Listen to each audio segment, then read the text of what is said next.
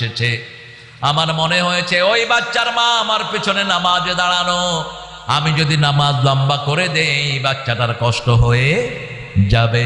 এই জন্য তিনি নাচ ফালাক দিয়ে নামাজ শেষ করে দিয়েছেন। আল্লাহু আকবার। আমাদের দেশে অনেক হুজুর আছে, দেখবেন বাচ্চা কাঁদতেছে, হুজুর নামাজ জোরে জোরে পড়াইতে আছে, লম্বা করতে আছে, নিষেধ।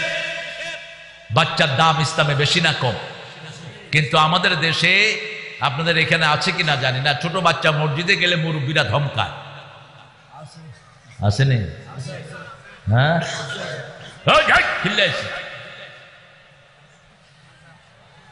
কেন ধমকান? কেন ধমকান? কেন?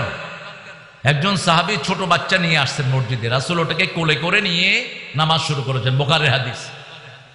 কোলে করে নিয়ে নামাজ শুরু করেছেন।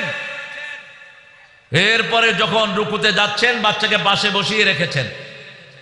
রুকু শেষ করে, সেজদা শেষ করে আবার বাচ্চাকে কোলে করে নামাজে দাঁড়িয়েছেন রাহমাতাল লিল।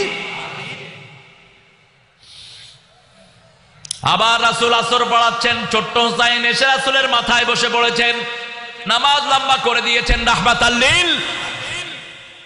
সালাম ফিরানোর পরে সাহাবায়ে কেরাম বললেন, ইয়া রাসূলুল্লাহ, আসরের নামাজ তো এত লম্বা করেন না, ওহী এসেছে নাকি?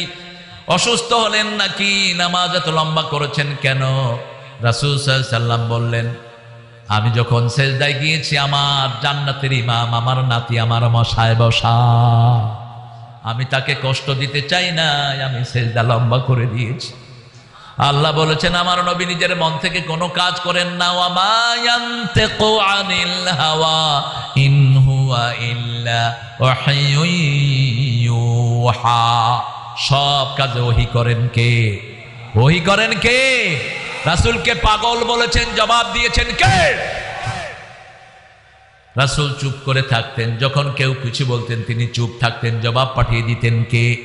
ইহুদিরা একবার ধরলো, ধরে বলছে, Muhammad, could you tell us about this